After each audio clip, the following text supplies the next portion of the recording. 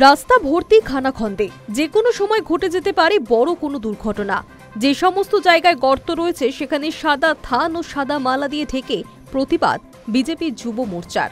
এই প্রতিবাদ কর্মসূচির ফলে সল্টলেক হার্ট ক্লিনিকের কাছে রাস্তায় সমস্যায় পড়েন আমজনতা, তাই তাতে বাধা দিতে চায় পুলিশ।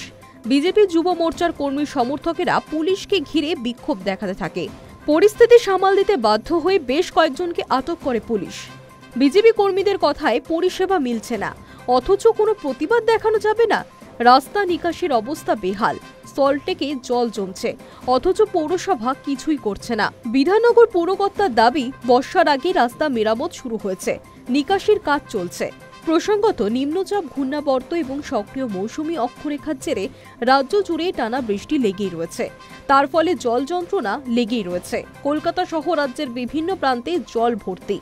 এই পরিস্থিতিতে প্রতিবাদেই সরব হলো গেরুয়া শিবির।